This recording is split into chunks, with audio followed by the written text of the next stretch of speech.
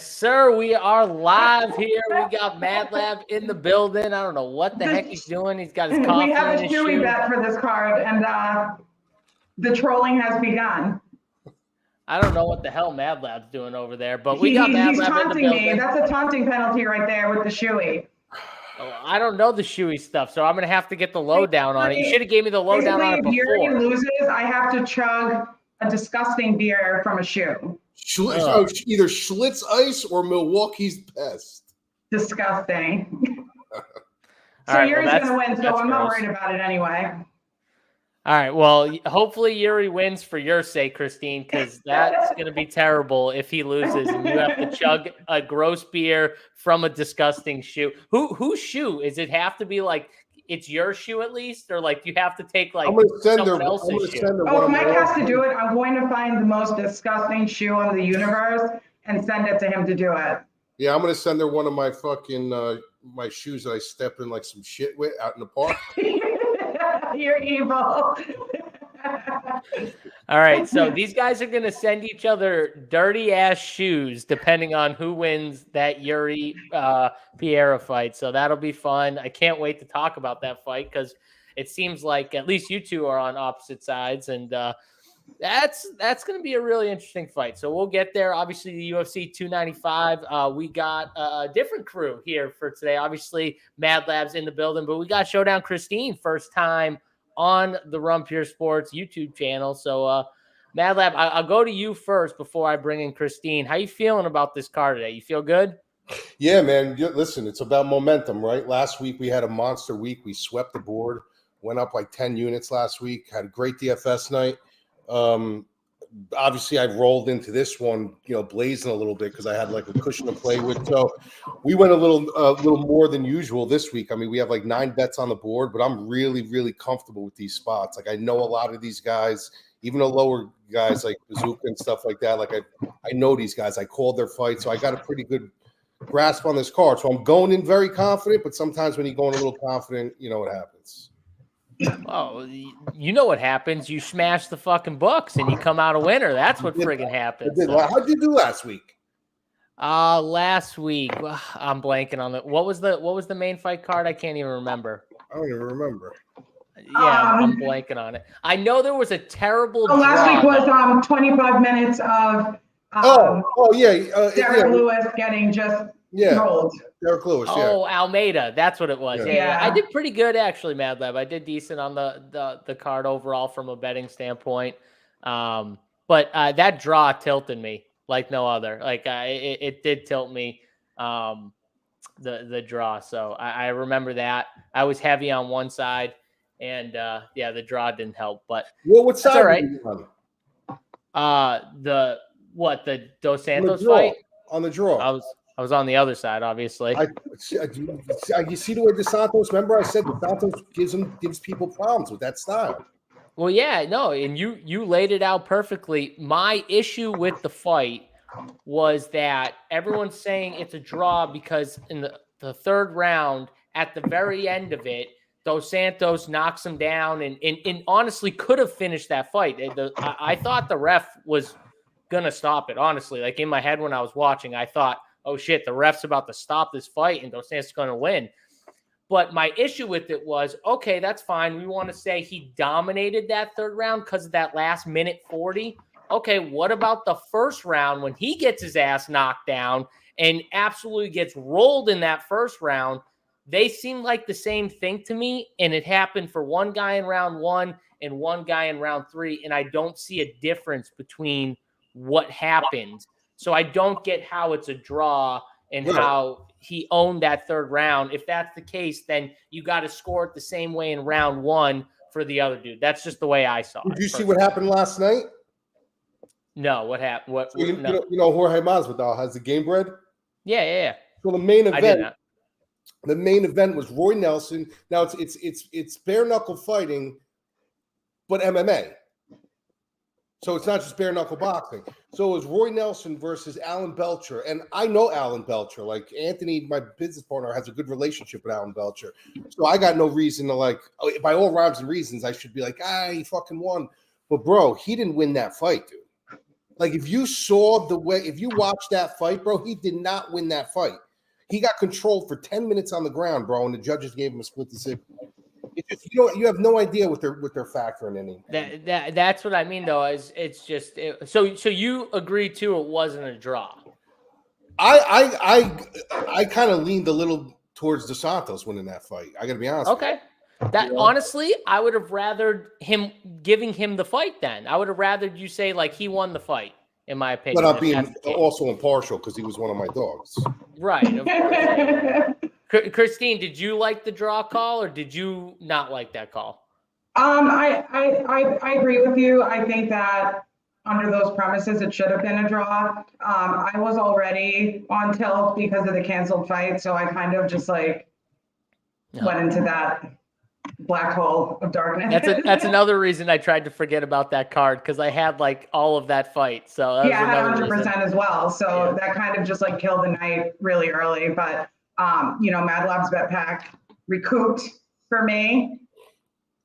So that's good. Always good. It's always good when you get screwed, but then you somehow come out not losing, which is always nice. I always like to hedge my DFS with bets, and I tend to do better with the bets recently, especially with the NBA stuff. My props are doing so well, but then there's always something that gets jacked up with the DFS.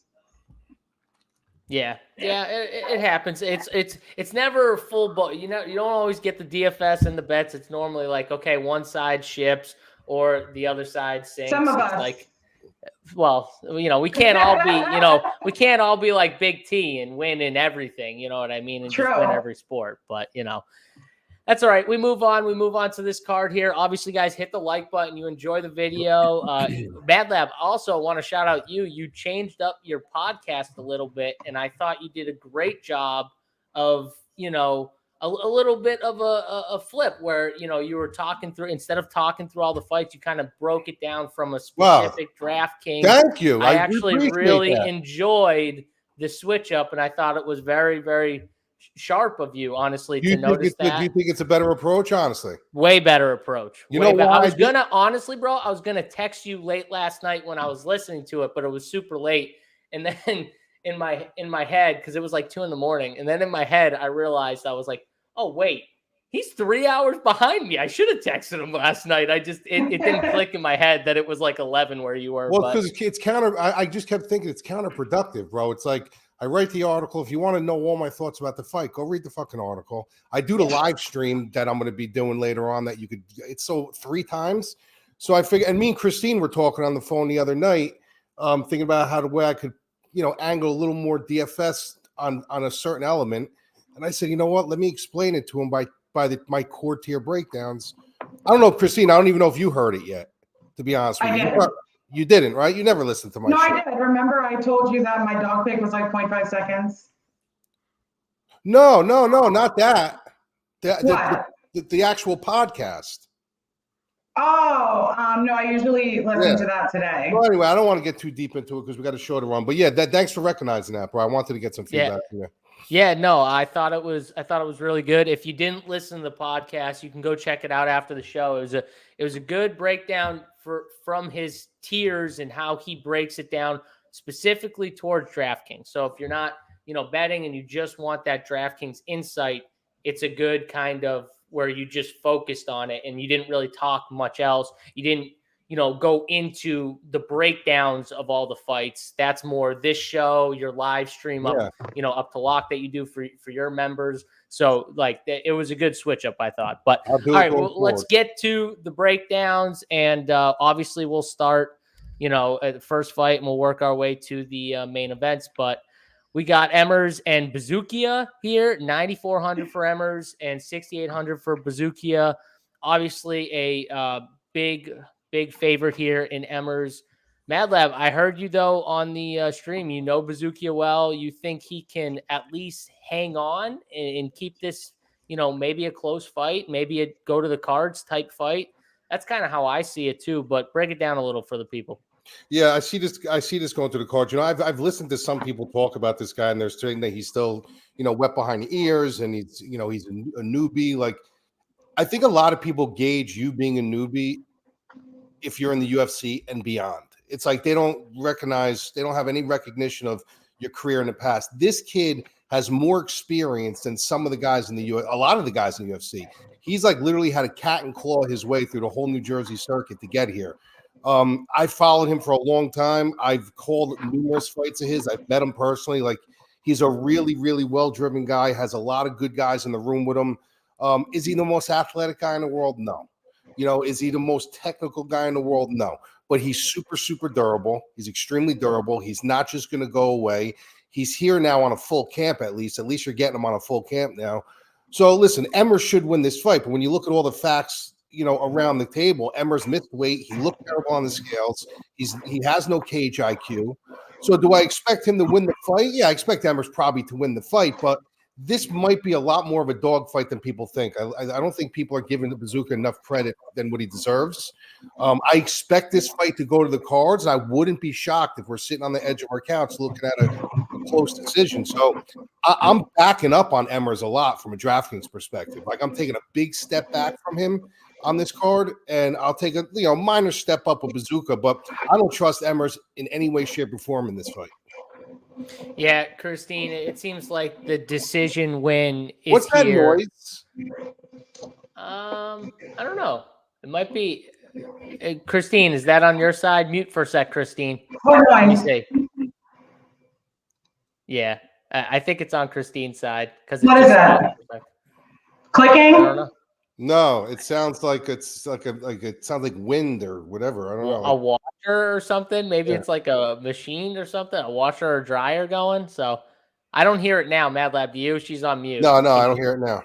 Yeah, it's got to be just on Christine's side. But all right, Christine, talk about this fight real quick and what you see here. I kind of disagree with Mad. I think Bazooka is sort of like a middle tier fighter. He was taken down multiple times against Woodson, who's like a pure boxer. And I think inversely, Emmers is more well-rounded. He's a good striker, leg kicks. He's a decent grappler. He has excellent takedown defense. His problem is his ring IQ. So he doesn't seem to fight the way that would allude to his strengths, pretty much. So, there's been fights where he should use his grappling and he'd probably do much better, but he doesn't. And also, inversely with his striking, it could be a close fight. I like Bazooka. I mean, I like Emmers a lot better. He's just more well-rounded, and yeah. But maybe by decision. Yeah, it makes sense. I think we all see this fight going to the cards. I think it's more just, do you see Bazooka giving him a real fight, or do you just see Emmers controlling it? And the one thing that you guys both brought up is kind of like the cage IQ, which does make me worry for Emmers' side about him just absolutely dominating. Should he dominate and control this fight? Yes, he should.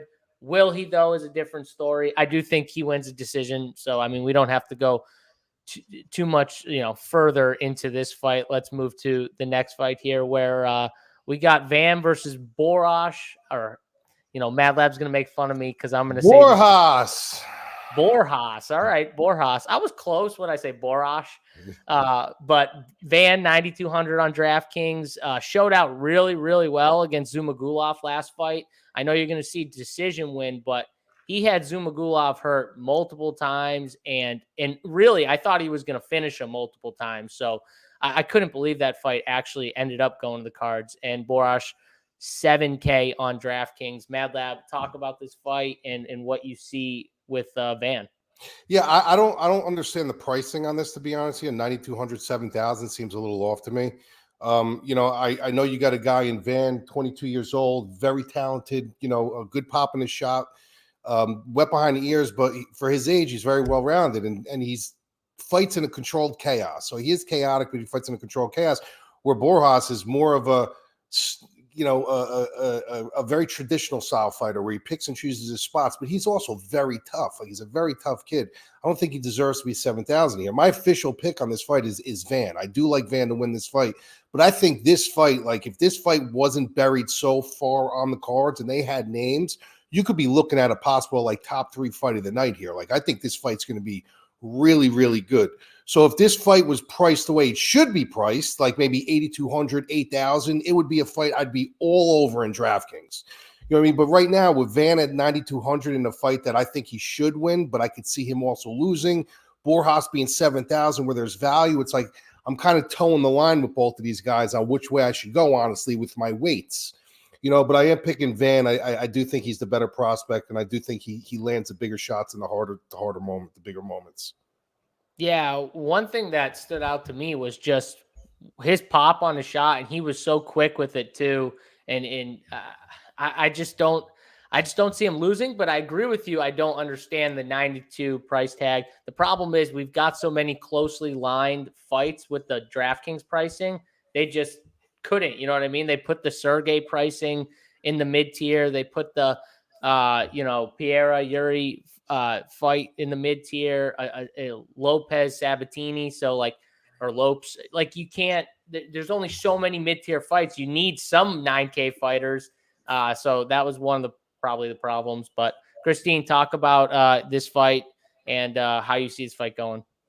Yeah, I agree with, both of you. I do like Josh Van in this fight. He's younger, not by much. What was impressive was his debut against Zumagulov, where, Zumagulov is, he's out of the UFC now, but he is, he's been tested in the UFC. Not apparently, we know that a lot of his fights went to decision or splits. But because of his experience, and then Josh Van came in, and in his debut, he gave him a hard time, and he won in a split, but he still looked really good in that. And he was a Fury FC champion. He actually defended his belt, and he's just got extreme power. He gets knockdowns. He's got striking accuracy, a lot of volume. He's got great conditioning, so he can last in the later rounds. He's got great striking accuracy, and the way he fights, I love, because he is aggressive. He, instead of backing away from and trying to keep space, he's the type that will go closer to his opponent. He kind of stands very close in range, throws a ton of volume in the pocket. He's got great head movement, and he packs power. And I do think he's live for a knockout here for a finish. So I understand the 9,200 price tag. I just think that there are other places to go on this card. I agree with you too, JSU, where I think a lot of this, you need a couple of mid-tier plays, obviously, the main card plays. But if you wanted to get different, I think Josh Van is an okay contrarian, higher end play, because he has upside for a finish. Yeah, I think he's going to be lower too for a 9K guy. I think he's going to end up being in the 20-ish percentage, maybe 25, but somewhere between 20 and 25%. And I think we'll see a lot of people go to one or two of the same 9K fighters that we'll get to in Rebecki and Saint Denis. And I think that means that Van could slip under, which means he's probably a good leverage play in DFS. So, yeah, I like the call on him being kind of a contrarian leverage play in the 9K range, where we'll have value to get up to that 9K range. So when you're building lineups, it's going to be easy for you to fit at least one 9K guy in your lineup, maybe multiple too, because there are definitely live dogs on this card that we'll talk about. And yeah, so I like the Van call, and I think it's a good contrarian spend up. Lab, what do you got Van coming in at? Because I see him coming I got in him very low on my mid-20s. list. I'm not going to have a lot of ownership on him at all. I think I just think it's going to be I think it's going to be a high paced fight. You see this more as a closely lined fight, though. It should be a more closely lined fight. I think it should be a closely lined fight. Yeah, this kid. Yeah. Listen, I like him. I think he's a really talented fighter, but he's still only 22. He's got those big balls on him where he thinks and Borjas, people are sleeping on him, bro. He's got a very good choppy style. He's very. Borjas is definitely a dog. Tight in the pocket. You know what I mean? So it's Van's just not going to style on him, because he's not going to be like Zumagulov. He's not going to come in and give him that chaotic pace. He kind of is flat-footed. He walks forward. He chips at you. So I could see it being a little bit slower. I got Van winning the fight. Don't get me wrong, but I could see him really, underperforming a little bit from a DK perspective. Okay. All right. I like it. Let's go to the next fight here. We got Castaneda and Kang. Castaneda, 8,800 on DraftKings. Kang, 7,400. Kang coming off a really nice win against Godinez. He was a dog in that fight. I think he was priced the exact same too, 7,400, and came in, subbed him in the first round. And that was, I think, a nice little dog play for people who were off the Godinez boat. Godinez was very popular. And, now we got Kang against Castaneda. Castaneda is another fighter, pretty impressive himself. He's going to be on the aggressive, I think. And I like this fight for DFS a little bit. I think both these guys actually have a chance of being on the winner. I could see either of them, Castaneda with takedowns or Kang, upsetting with some type of early finish like we saw last fight. But Mad Lab, what do you see here with this fight?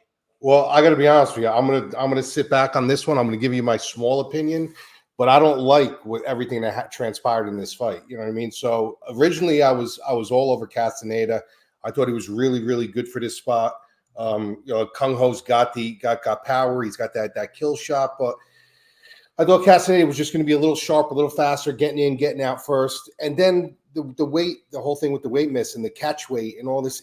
I'm concerned now. You know what I mean? I do show a little bit of concern for Castaneda. Like, what happened? Why did he need this catch weight? Why did he ultimately come in heavy? I don't know. Like my initial lean was Castaneda, but at the 8,800 price tag, guy who misses weight, guy who's asking for a catch weight. How do you really trust that? Like, I have no idea what to think of this fight. It was a close fight to begin with. I thought Castaneda was going to edge it, but now with the weight miss, I'm kind of dead even on both of these guys. I'm going to be honest with you, I really don't have a big harder stand on this fight. Yeah, I'm a little more on the Kang side, just with the price in general on DraftKings at 7,400. But I do think Kang could win this fight here. So that's my lean. Christine, I will just say I thought William was talking about me, but he specifically said not JSU, and we know he wasn't talking about Lab. So I assume that he was talking about me. I don't even know. I can't. Oh, good night. And then they said drop her X. I mean, Christine on Twitter, what do you go by? What's your Twitter handle for the people? Cash Monet, like cash money. CAJMONAY. There's the X. There's the X drop for the people. Cash Monet. I'll always call it Twitter. Twitter, yeah. I mean, it'll always be Twitter. He's definitely not talking about Lab. I got fucking more ass in the toilet seat. I'm just saying, he specifically said not you, JSU. Didn't say not your Lab. So no, Mike makes the girls like a nice salad. He gives them. Fucking Christ! Definitely not talking about Lab. He's like, I got some celery sticks at home. By the way, too, before this show, Lab was saying that he could have been my father. Like, he's that old. Like, you're not that. I know. I'm not saying. I'm just saying. If I had you when I was like 6. 6. What a fourth. Christine, talk about this one. So I like your argument, JSU, with Ho Kang being not Ho Kang, Kyung Ho Kang being he's a decent dog, considering most of his fights have gone to decision. So we know at that price he's not going to get like a 0.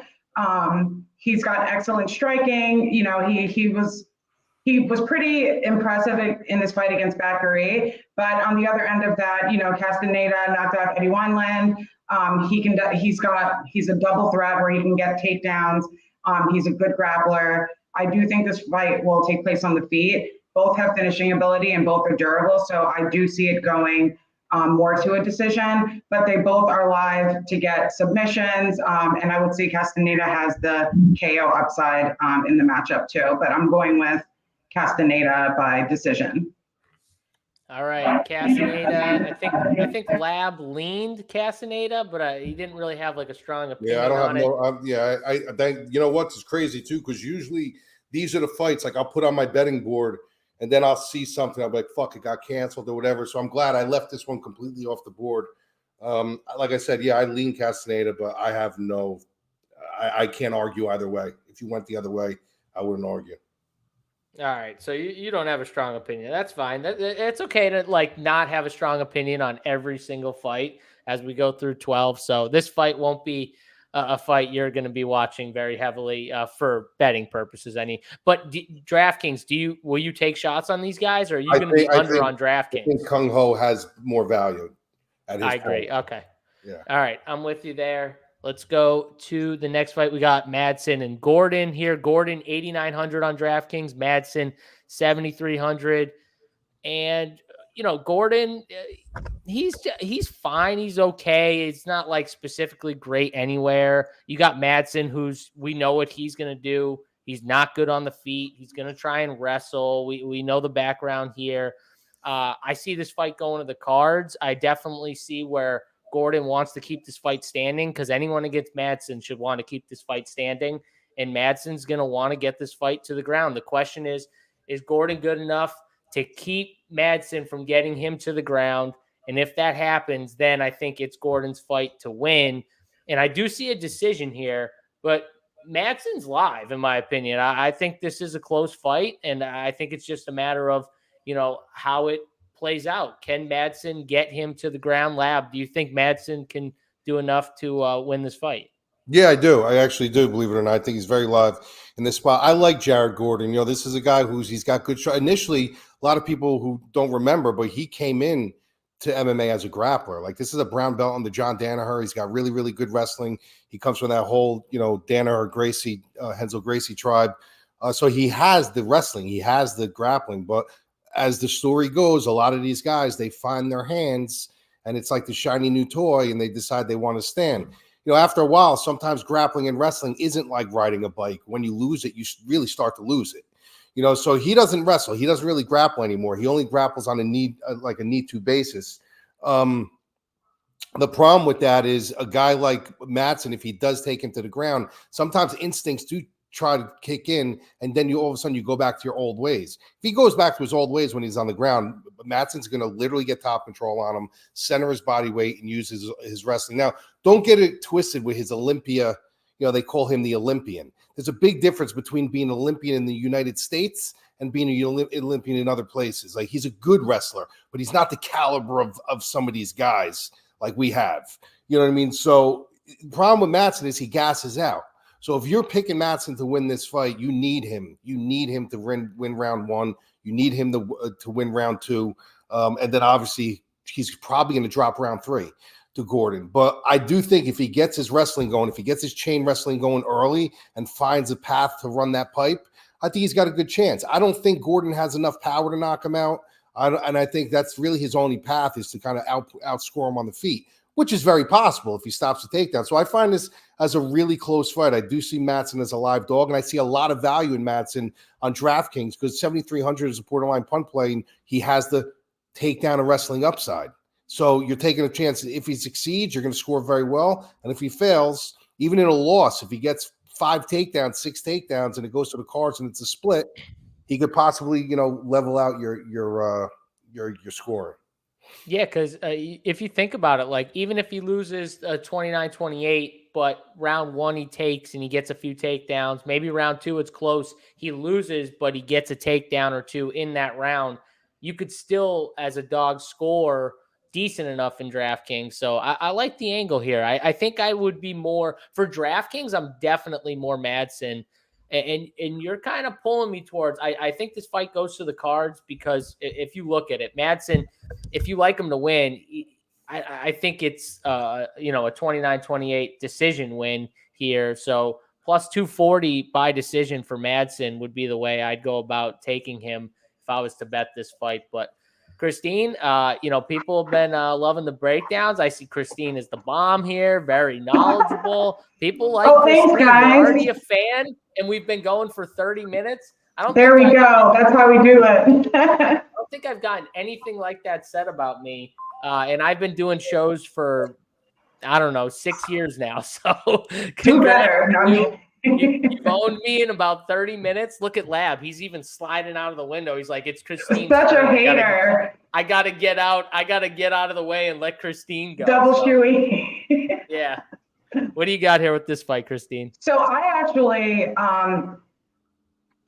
like Madsen straight up. Like I don't understand why Jared Gordon's a favorite. I mean, I get it, but Jared Gordon is not a finisher. He got rocked by Bobby Green. He doesn't do it for me. Whereas Madsen, Madsen is very calculated in his striking. He marches forward. In the fight with Clay Guida, he was calm, calculated. Clay Guida was swinging like crazy and bouncing around and everything. And he was just like very calculated. He picked his spots and he was very dominant. He's precise striking. He was using knees. I do think he like pulled Guida's ponytail a couple times and nobody called it, which was weird. Anyway, I think his fight with Grant Dawson was a stark difference. He got completely dominated for the entire fight. He was backpacked and taken down multiple times every round, and he was on his back for 50 minutes. And then you have the fight with the Shell where he showed he's not completely inept on the mat. He could be a little better, but he also lacks, that they both lack finishing upside. So Gordon can get to the decision. He's been in positions where he could finish the fight and he hasn't. I think that Madsen is a very strong play here. I don't see Gordon finishing him, and I don't see Gordon having enough volume or doing enough to even win in a decision. So my pick is Madsen here. All right. Yeah, I'm starting to lean that way too here a little bit with the Madsen decision. I like that play. So it seems like we're all kind of leaning towards that. I definitely think for DraftKings, if people are just specifically talking, DraftKings, FanDuel, MMA, Madsen seems like a decent value play here at 7,300. And Gordon's a guy I'm going to be under on for sure. I don't like him at 8,900. So yeah, out there. Let's move to the next fight. We got Sadykhov against Boroshev. 8,500 for Sadykhov, 7,700 for Boroshev. And this is a fight. I like the dog here. I like Boroshev. The one thing with him that everyone's going to get back to is he can get taken down. He's gotten taken down a crap ton in the UFC. That's everyone's game plan. Even non-wrestlers are taking him down, blah, blah, blah. That's fine. The one thing that I like about what I've seen from him, especially recently, is he will get taken down, but he will get back up. He finds a way back up, and he keeps doing it. And then he's just going to almost outdog you, and he's really good on the feet. The reason why people keep taking him down is because he is also amazing on the feet, and they don't want to deal with that. And I think in this fight, you're going to see it where Sadykhov tries to wrestle. He tries to do the whole takedown thing.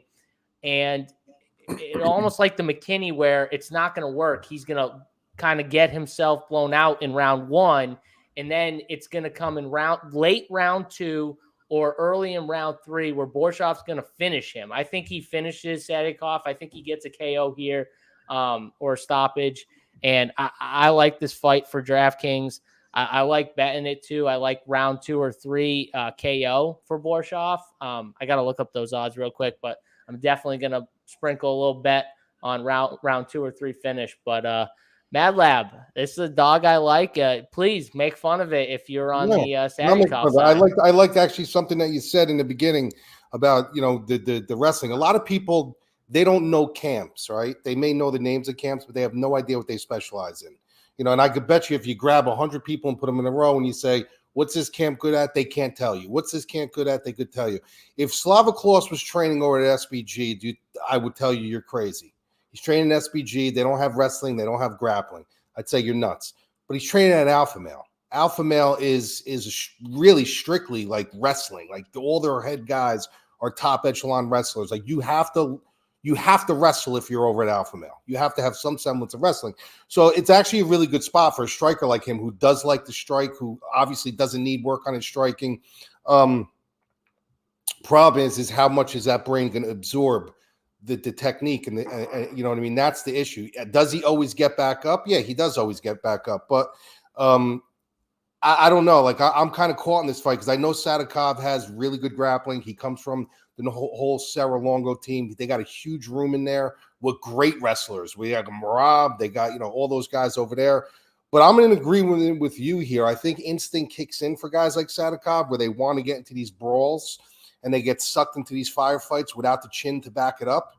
And when you have a guy like Slaviklaus who has pinpoint accuracy, who maybe can pop up, you know, a couple times during a takedown that Sadykhov really can't do much with it.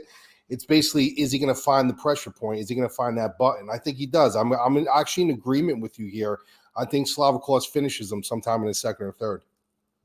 Love it. All right, Christine, can we make it 3 for 3? Yeah, I like Slaviklaus as well.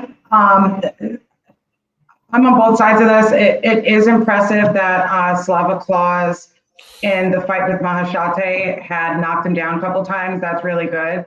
My only apprehension, which if Mike is right and, you know, he did the work in camp and he worked on that grappling, then he could definitely get it done. My issue with him is, I mean, he was taken down like 20 times or so, or no, 24 takedowns.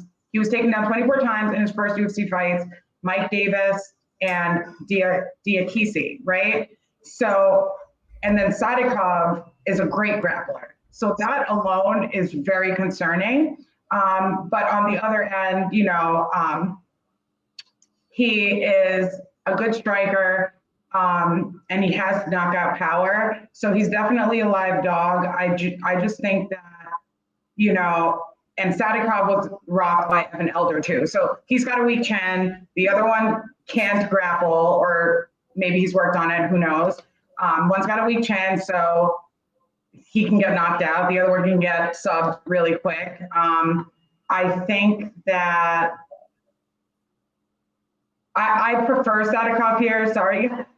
Yeah, but I'm surprised you're saying that. I'm surprised you're saying that he has great grappling. Why? Because he's never had a takedown in the UFC yet. I think that's not like his game plan, though, Lab. That's not like his game plan.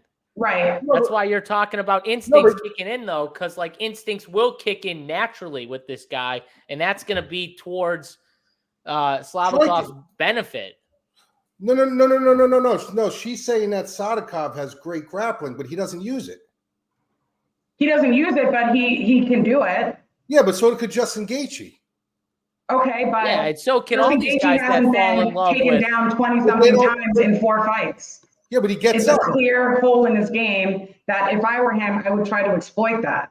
Yeah, but he gets up. That's what JSU was trying to say. Like, he gets up. He always gets I think it's impressive that he's gotten taken down so many times, but that's telling you he's getting back up. Like, he's still working and so he's still in a decision, though, what are the judges going to remember? They're going to see that he was taken down a million times. They're going to be like, this guy sucks. he's got to, well, you better cover that chin. Yeah, exactly. All right. Well, okay, we're a little split here. Me and Mad Lab are on the Boroshev side, and Sadykhov for Christine here. We'll see. It's going to be a good fight. I think it's going to be a really good fight. So yeah, like that. Let's go to the next fight, which probably won't be as fun of a fight, but Rebecki 9,600 on DraftKings, Roberts 6,600. And Lab, this was a fight that Roberts came in on short notice, right? It was a fill-in.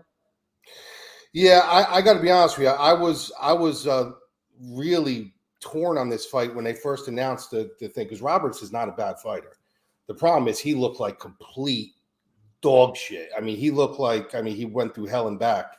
So obviously Rebecki was always going to be my pick here, but I honestly thought, like, if Roberts came in clean, if he looked healthy, if he looked like he has been training, like he has that length, he has that range that can technically give you a problem. You know what I mean? It's about styles. It's not about who's better, who's not better. At the end of the day, fighting is about styles. So Roberts has a very long style that I've never seen Rebecki have to go against yet. I've seen him go against guys who kind of charge the pocket. I've seen him going against guys who try to grapple him. Never seen a guy with him that's going to kind of stay out of range, skirt the cage, and tag him from the outside. I don't know how but after I saw Roberts, I was like, I'm backing up. Like, this is a fight that Rebecki really, really should win. He's probably going to finish the fight. You know what I mean? He's probably going to finish the fight. But even at $9,600 price tag, people love this guy. I don't see him like he's got to show me a little bit more before I'm like these people jump in on guys way too quick. I mean, I think he's got a lot of upside. He might even be able to break the slate. But, you know, I'm not completely sold on this guy like he's some fucking wrecking machine. But my official pick is Rebecki. I'm just not crazy about his price. I mean, Lab, all you got to do is score over 100 DK points in your first 2 fights, and people are going to love you. Like, that's the thing with these fighters. Like, people are just looking at what they've done, how they've scored, and they're seeing, okay, 104, 122, 9,600, but we got value on this card. Okay, he seems like a safe plug and play against a fighter on short notice who looked like crap in the weigh-ins. You know, massive dog. Like, they're seeing all this stuff, and they're just like, all right, this is a lock button for DFS. And honestly, I kind of think I would take him over all the other 9K fighters. No, yeah, no, I'm saying he's I said because of what's going on, absolutely. Yeah. But this is a guy that I'm sitting and I'm waiting to fade. Yeah, just not this fight, but you're waiting to fade him. I'm waiting to fade this guy, yeah. Yeah, I got you. Like Terrence McKinney, when everybody jumped on Terrence McKinney, and I said the fade, right. This is the fade spot, you know? Yeah, I mean, they all hit that spot, but unless you're just like running towards the title and you just go through everyone. But like most of these guys will hit a spot where you're going to fade them at some point. Christine, though, this isn't the time, I think, to get off Rebecki. I think he's just such a safe DraftKings play. Just a plug and play if you want the W. And probably a finish. I think he's going to get that for you. Sounds like somebody sharpening knives. No, I agree. I mean, Roberts is a plus 500 dog on short notice, and he's been knocked out by lesser opponents. It's a no-brainer. Yep, I agree with you there. I think it's simple and easy. Yeah, I'm telling you, it sounds like it's the mic. I know what it is. Like someone sharpening knives. It's the mic. I know what it is. It's the computer mic, but it's just it sounds like it literally sounds like she has like a washer or a dryer just going like in the background, but it stops after like 5 seconds, so it just takes or a vacuum, something like that. Fucking big T. I mean, what the fuck? If you're watching, I'm in an office, so that's possible right now. Don't worry, we'll get you hooked up. We'll get Mike's Oh Big T. my God, whatever. Boss T needs to get what do we got? What do we got to get a scholarship to get her a microphone here? All right. Let's go to this fight here. Lupi and Ricci here. We got Godinez 8,700 and Ricci 7,500 here. Lupi coming out last fight, and she looked great against Elise Reed. She looked great. She dominated. Lab, I know you were super high on her for DraftKings.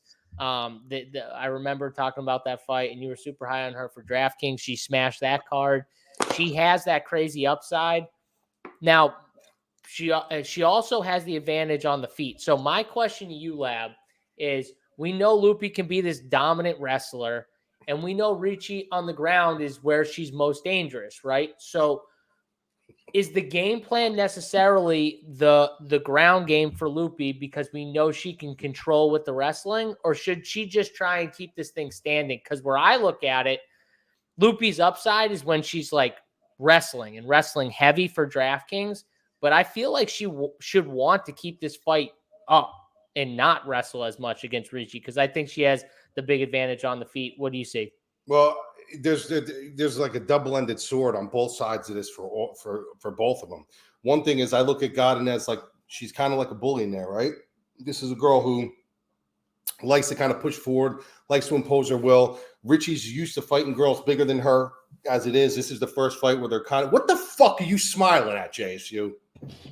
I mean, Jesus fucking Christ.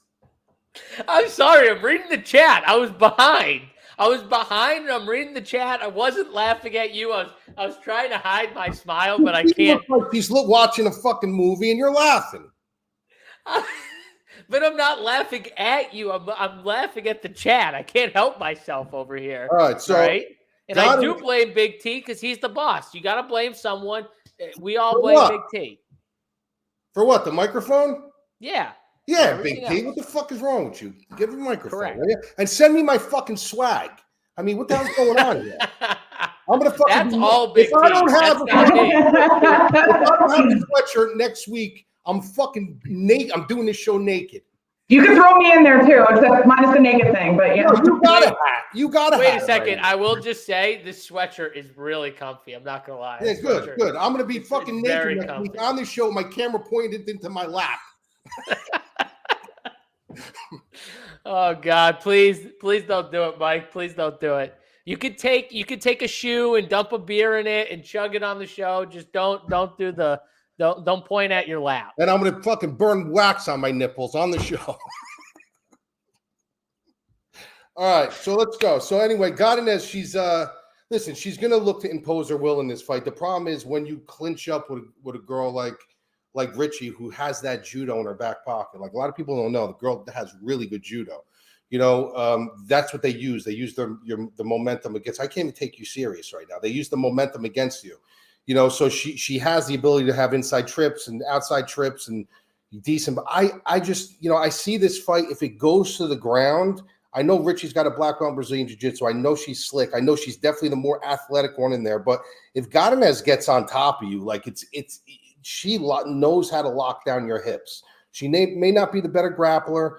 She may not be the one who's going to be shooting for all the submissions and stuff like that. But Ricci doesn't shoot for really submissions either. She's not a girl who's going to work and play from her back. She likes to be on top. She's an advantageous grappler. She's not one that creates holes or creates angles. She's definitely going to be a little bit faster than there. But I just think Godinez is going to. I think it's going to be a lot of work on the cage. I think she's going to back her up on the cage. I think she's going to have that control time on the cage. I think if she gets a takedown and lands in the right position, I think she could lock Ricci down, you know? And I can say the same thing about Ricci. I think this is a really good fight. But Godinez has shown it to me more. Godinez has shown once she gets that ball rolling, once she takes you down and she finds that pipe, she just continues to run it until it wears itself down. So yeah, I do have Godinez in this spot, but I love Ricci, man. I think Ricci's super, super talented. I think she can make this a really, really close fight, but I just think it's going to be the strength index of Godinez that's going to kind of give her the edge in these real close spots. Yeah, I agree with you. I think that's what's going to give Loopy the edge is just that the ultimate.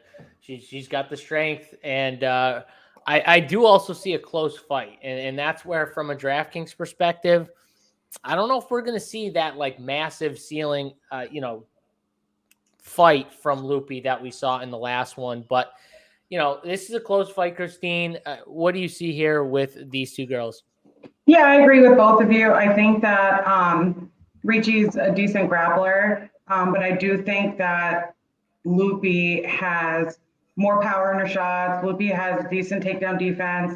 And I think that, you know, we've seen Loopy's power, and we've also seen how relentless she is. I agree with Mike. She's going to clinch up a lot. She's got a decent floor. I think it's going to be a closer fight. I think as a dog, though, Ricci at, what is she? 7,500. And she's grappling dependent. So if you're going to play her as a dog, that should have, takedowns and control time. So that's the offside of that. But I do think Loopy's live to get a finish. She's a very strong woman, and she can do it. I don't see Ricci submitting her, and I think we've seen her get pieced up on the feet. So I'm going to go with Loopy here as well. Yeah, I think if there's a finish, I would definitely lean the Loopy side if there was a finish. But yeah, I like it. Thank you, MN. I appreciate you for appreciating me, and love that. And then Danny, no way RPS makes enough shirt sizes to fit JSU and Mad Lab. I will say that there's more of the Mad Lab sizes because Big T runs that shop. So big, JSU. No, because Big T runs that shop, so there's less of the shorter people stuff, and there's more of the bigger people stuff because Big T's the boss, and he just, whatever he says goes. So I wouldn't know. Yeah, they got Hey, more. Uncle, Lab, what are you? Are you an XL or a double X? I'm a man. I'm a double XL, son. He said, "I'm a man." I mean, I'm a medium. Uncle T is in here. Uncle T, I'm leaving the sending an article of underwear, a straw, a cup, something to me. Why? Because Uncle T will get it done. No, Amber will get it done. Uncle T and Big T, neither of them will get it done. You want to reach out to someone, you got to reach out to Amber. Amber is the one who actually runs the clothes and will get everything done. Tony just will ask Amber to do something when he finally gets to it, but it takes him at least 15 to 30 business days, I would say. 15 to 30 business days, I think, Tony. That's a good, right around there. Business days, though, all right? Not 15 to 30 days, business days. And, yeah, you're not happy? Sorry. I'm just telling the truth to the people here, buddy. I can't help myself. All right, nothing left on that fight. Let's go to the next fight here, where this fight actually shocks me here. We've got Erceg versus Costa. Erceg 8,600, Costa 7,600. Erceg is the favorite here in this fight, and I think it's just funny that people forget they watch one fight, and the last fight Erceg was on, the whole world was on Dvorak, the whole world, and I remember him. He was like 6,800, 6,900 in DFS. No one knew who this kid was. I watched a few of this kid's fights. I said, this kid's game, he's stronger than he looks to. He looks like he is tiny, but you can tell when he fights, he's like one of those dudes, wiry. He's stronger than he actually looks when you watch him in the cage. And he's better than how he looks. Like, if you just put these two guys together and you just look at them, Costa's going to look like the actual fighter, and Erceg, you're going to be like, that dude's the favorite? What? But I just think it's funny because, everyone was on the Dvorak side. I was one of very few people on the Erceg side who I thought he was going to win. Right? I had him picked on the sheet. I said it on the show. I liked Erceg. He ends up winning the fight because Dvorak, I don't care what anyone says, he's not that great of a fighter. So he beats him, and now he goes up against Costa. And the funniest part is both these guys are hittable. Erceg, he loves to trade. He'll throw one and take one, and Costa has more power. The only thing with Costa is he's a lower volume guy. Erceg, he's going to be in your face. So he's going to try and push a pace, and what he wants to do is tire Costa out, and hopefully throughout the first round and a half, get him to where he starts breathing heavy, and then he just puts on the volume and the pressure and beats him. So if you like Erceg, it's fine. I just think at these odds, I'm taking the dog. I think Costa is the pick for me. I think he's got upside for a knockout because I said Erceg, even though he has a decent chin, he also is going to take shots, and Costa's got power. He's got real power, and I just don't think he can keep taking the shots that he's going to take against Costa. So my lane's the dog here, and I'm going to bet him via knockout, and I'll probably play a little of him for DFS as well, just because he is low volume. So I think if he doesn't get the knockout, I don't know how well he'll score in even a decision win. So that's my pick. Lab, tell me why I am wrong. Listen, I think this could be a really good fight, but the thing with Erceg is I think people undermine him a little bit because he looks like that kid that was played trombone in the school band. You know what I mean?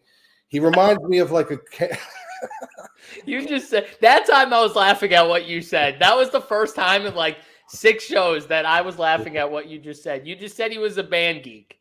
Well, no, if you played a trombone, that's different. Okay, whatever. He reminds me of tell me if I'm wrong. He reminds me of a Ryan Hall. He reminds me of a Kenny Florian. He reminds me of a guy that you look at and you're like, yeah, well, this guy isn't that much. And then he even has that persona when he gets onto the scale like Ryan Hall, where he's just I don't care. I don't his heart rate. I don't even think the guy's blood pressure has been up in his life ever. You know what I mean? So it's the guy's just a very calm, cool, and collective guy. And he's very, underlooked, I think, because of the way he looks. But if you really look at his game, once that guy gets in there, when we talk about a switch, he does have a switch. He's got a very good pressure game. He knows how to pressure you against the cage.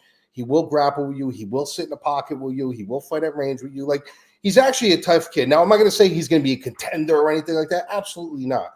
But he is a tough out. Like, he's a guy that I can see a fighter like Costa, who is a lot more calculated, a lot more low volume. Like you said, he's going to be looking for teep kicks and low kicks and looking to, like, lay some hands on him with single pop shots, overlooking him a little bit and also getting a little nervous, like saying, bro, I can't lose to this kid on a national stage. Like, you know what I mean? Like, this kid I should not be losing to this guy, because he give that aura, like, you lost to that guy.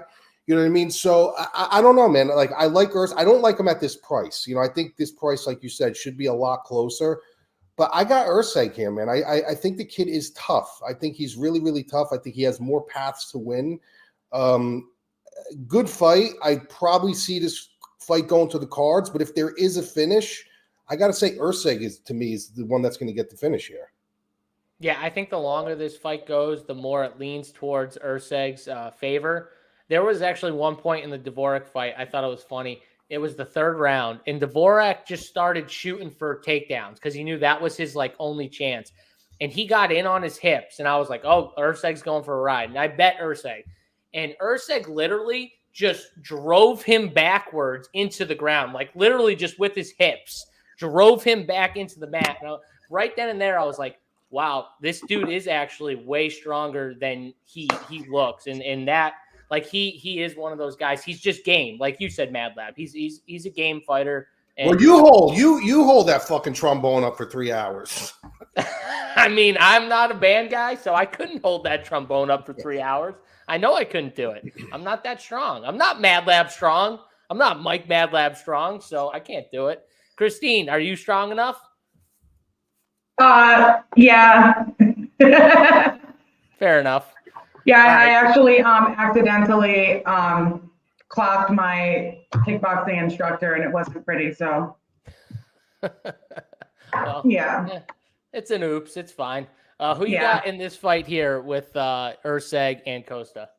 So I like Erceg here. I'll start with Costa. I think that he didn't look great in his last fight. He has a suspect chin. He has suspect durability. Albazi knocked him down a couple times. He's lower volume but bigger power shots.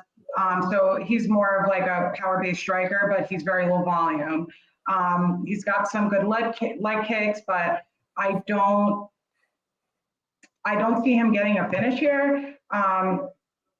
Maybe. I mean, he can, but on the other side of that, we have Erceg, who is well-rounded. He mixes in takedowns. He has good boxing. He's 6-0 to the submission. He uses his height and reach to keep the distance. I think he also has a grappling upside. So on the feet, he can hold his own, but he has the upside on the mat. He's got, Costa has decent takedown defense, but I think Erceg is a better grappler than that. And I think he can, take the back, get multiple takedowns. I don't think Costa could manage there. He can hold his own, but I think the price on Erceg is what is a little, let me see his ownership, sorry. Yeah, that's fine. I mean, I think the price is a little high, but. Yeah, 27% owned at 8,600. I think he would need to get the sub for me to be more comfortable with that play, but he's definitely live for it. I don't really like Costa even 7,600. I think there are better dogs on the card, so I like Erceg. He's like a mid. If I'm going to rank all the fighters on the card, he's in the middle for me. Yeah, definitely. Erceg will try and take the back. When he's very offensive when he shoots and stuff, like he's trying to advance positions quickly. If he doesn't get it, he's going to come back. Like he'll give up on it for a little bit, come back to, because he wants to stand and fight. That was the one thing with Erceg I was actually surprised about. I thought he was going to wrestle more with Dvorak than he actually did.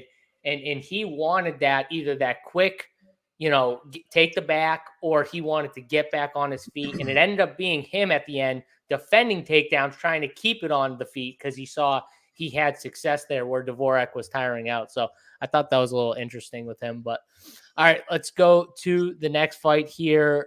We got Diego Lopes versus Pat Sabatini. Sabatini 8,300 on DraftKings. Lopes 7,900. Two fighters. I think Sabatini, we all know what he likes to do. He wants that, that wrestle heavy style. He's takedowns, control time, which is great for DraftKings. He's 8,300. If he gets the takedowns and control time that he's used to, he's going to score really well at that price tag. I mean, normally on, most of his slates recently, he's been a 9K fighter. But, obviously this is a tougher fight. Lopes is dangerous. He's dangerous on the ground too. I think he's going to be the better striker too. We've seen Pat Sabatini chin, not very good. So if Lopes could somehow keep this standing, I think he will have the advantage. And he's also a threat on the ground. Now, can Pat Sabatini weather that threat? I think he can. So that's one thing that does concern me with this fight. But Lab, where are you at here? It's a tough fight, man. It's a great matchup. This whole card is matched up. Like, I give this card a B+ as far as like what matchmakers did to it. That's why usually I don't throw this many bets in. Christine will tell you.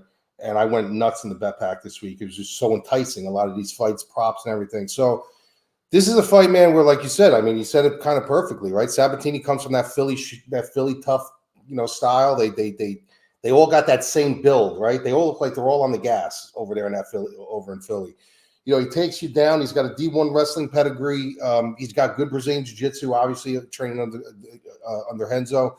But the problem, with him is sometimes you can fall into a trap. You know what I mean? And when you got a guy like Diego Lopes, who, by all rhymes and reasons, I mean, you can't overlook that this kid on a debut on a short notice gave Evloev all that he can handle. Like, literally all that he can handle. And if you look at Evloev's wrestling and you look at his chain wrestling and you look at his grappling and his overall game, like, he's a really, really tough out. For you to come in on short notice like that and do that, and constantly have your hips unlocked. Like, guys, when you're watching the fights tonight, not only this fight, but when you're watching your fight, when you got guys that are on their back, you look for two things when you're watching film. You look for if they pull full guard and they're locked up, or they pull guard and their legs are open. When they're locked up, that means they are in a defensive shell. They're not looking to make moves. Diego Lopes never closes his guard. He closes his guard initially when he drops, and then once he gets his hips where he wants them, those legs open. He's constantly looking for submissions. He's constantly looking to transition. He's constantly looking to get out. Like, he's a very, very active fighter. And when you're looking at a betting or DraftKings perspective or any perspective, that's what you want. You don't want a guy like, let's throw, for instance, like Christine said, Slaviklaus. When he goes to the ground, if he doesn't get up, he's locking his guard up and he's staying there for the round. You know what I mean? Like, you don't want a guy like that. If you want to go for a guy who that's going to be a dog in a fight and you're looking to save out, you're looking for a guy who's going to be active everywhere.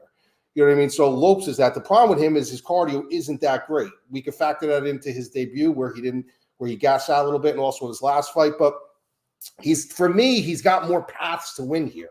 He's got the striking, he's got the slippery grappling where he can catch you in something. He's got the full camp. And you got Sabatini, who is chinny. He's been rocked numerous times in his fights. His stand-up is very rudimentary. So for me, you know what I mean? It's a really good fight, and I think you'll know in the first round who's going to win this fight. I really do. But I just think Lopes can knock him out. I think Lopes can submit him. I think Lopes is a little bit more active. He obviously, it's pretty crazy. He's got the crowd on his side, which is pretty nuts too, because you would think that coming from Philly so close to New York, the crowd would be on Sabatini. But the crowd was kind of all over Lopes, and they were kind of not booing Sabatini, but he didn't have that much support there. So you got to play that to the favor if it does go into the cards. But I like Lopes at sub 8,000.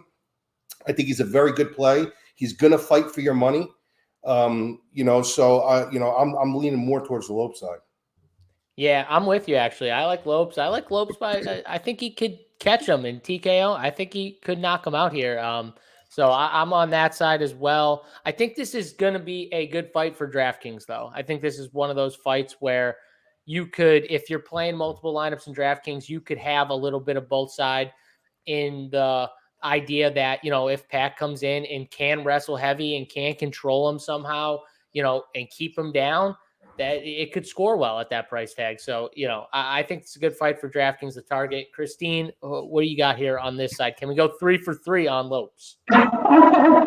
Yes, I like Lopes too, and I completely agree with you. I definitely want to target this fight because on one end, Sabatini he can go for multiple takedowns. He can get, anywhere upwards of 5, 6, 7 takedowns in a fight. But his problem is that he kind of just like lays there. He doesn't really go for the submissions as much as you would like him to.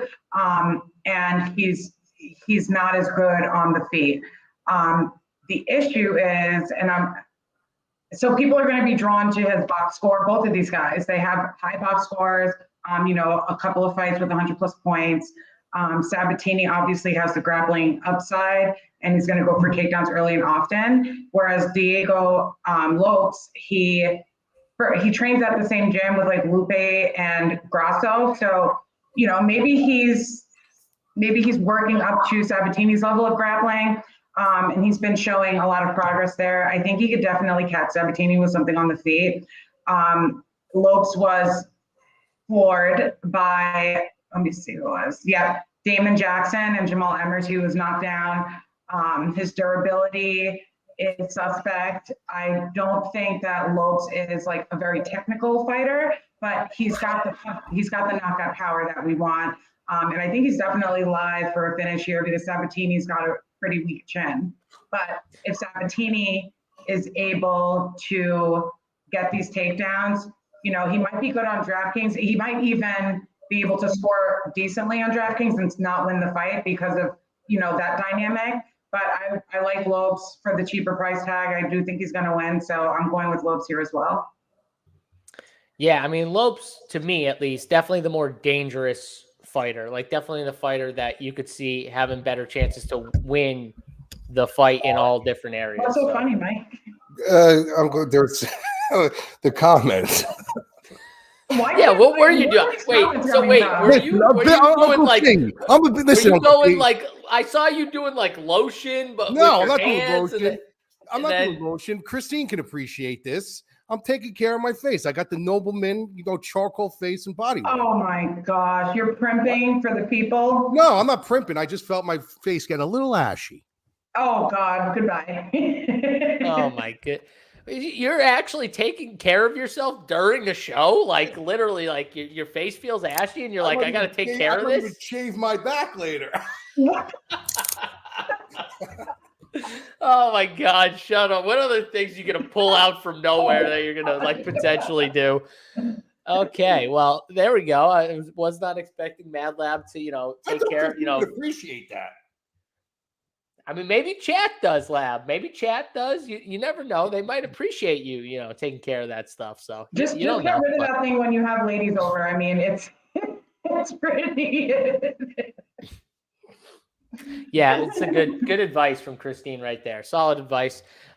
This next fight is the fight here, Lab. This is a fight that I couldn't wait to talk to you guys about because I know which side you're going to be on, and I know which side I'm on, and I have a good idea of which side Christine's on because of some of the things she said in chat. So we've got Benoit Saint-Denis, 9,100 on DraftKings here, going up against Steamroller Matt Frevola at 7,100. Sorry, I couldn't help myself. I had to do it at least once. This is the fight that I can't wait for on this card. Honestly, this fight is going to be awesome. I think this fight is going to be a different fight that people won't expect. And I'll tell you why in a second. But these two guys are awesome. They're great fighters. Anyone who says anything else, I mean, Drew Dober just got wiped down. I told people he's going to get knocked out. Oh, he never gets knocked. Oh, he's got the best chin ever, Drew Dober. What happens? Matt Frevola comes in, just does what he does. I mean, literally just does what he does. And especially when people aren't on his side. Like, he's always a dog that you can put money behind because he will fight for your money. He's that type of dog. And you got Saint-Denis, who's looked amazing his last few fights too. So, Lab, I have an idea of which side you're on. I've been waiting for you to go against Mr. Steamroller, and I think this is when you're going to do it. Talk about this fight, though. you know what it is with me, coming from that area, like I've watched Frevola his whole career, you know what I mean? And I think he's a really good fighter. He's got a lot of power. He's got, obviously comes from a great camp, trains in a great room, good wrestling. Like there's nothing I got bad to say about him. So don't take this the wrong way, but I just think he's overachieving right now. I really do. I think he's seriously overachieving, you know, and I've seen him make some serious mistakes. I've seen him get knocked out. The whole Drew Dober thing that you brought up, I'm glad you brought it up because I always talk about this just genetically, you know, when I talk about fighters, you can only have that certain style for so long until you start to splinter. You know what I mean? And eventually, once you start to splinter, that board's going to break. That's what happened to Dober. Like, how much punishment can a human being take before finally the axial nerve just says, all right, look, this is fucking enough. You know, so is Dober always going to be chinny now? Probably not, but I'm just saying, like, you can't get better. Your durability can't get better. It can only get worse in time after you take so much damage. Justin Gaethje's an anomaly. Let's push him into another corner. That guy's just a fucking anomaly. But, you know, with Frevola, like, I just feel like he's got really good power. He's got really good pop. A lot of people are, I think, overvaluing him a little bit. I think he's really good, but I think he's a victim right now of, like, the hype. You know, he's a victim of the hype where this guy, St. Denis, he's going to probably start splintering soon. This guy does not know how to fight a clean fight. This guy does take damage. We've seen him rock numerous times, but we've never seen him really out cold. I think this is going to be a dog fight. And I think in a dog fight, I got to go who I think the real dog is. And St. Denis wins dog fights. That's how he wins. Frevola wins fights where he catches you. He's been in a couple big fights. Don't get me wrong, where like he had to like climb out from the depths of hell. But over and over again, St. Denis lives in hell. He lives in the mud. He lives in the foxhole. So Frevola, for him to win this fight, he's got to kind of be in and out. He's got to get to these little firefights, almost like another fight we're going to talk about. He's got to get to these little firefights within a round where St. Denis can get into one full-blown war for 3 rounds. And, you know, like, he's used to this. He lives here. You know what I mean? So, I mean, I do like St. Denis in this fight. I don't like the price. I'll tell you that right now. I don't like the price. I think he's being overvalued here. But I do like St. Denis. I think Frevola is probably going to come back to earth in this fight. Well, that's the one thing I got to say. So you're saying, like, this fight is, I mean, St. Denis is a minus 225 favorite. So, like, you think it should be more than that? No, I think he's being overvalued. Okay. Because I was going to say, because you made it seem like everyone was on the Frevola side. Everyone is on the Frevola side. Everyone's on the St. Denis side. Not from what I've seen. I've seen everybody. I think from a fan perspective, maybe people, I think this is what you're talking about, Lab. I see a lot of people on Frevola as well. I think more people are. Most people are just. Side, but Jess, you probably talked to 2 fucking people. No, I'm telling you. I'm just saying. No, it's all the Long Islanders. I mean, the line's going to keep going, though. The lines went down. It opened big, went down to like 180, 190. Now it's back up to 225. You know, that'll just, it's moved a little bit, but whatever. Either way, I think, you know, he's going to try and, you know, get takedowns as well. That's a big part of St. Denis' game plan. And let's just remember that Matt Frevola, I mean, he fought Arman Tsarukyan and literally was like forcing Arman to actually, like, he was reversing a lot of Arman's takedowns and getting in position to get back up or to put Arman in bad spots.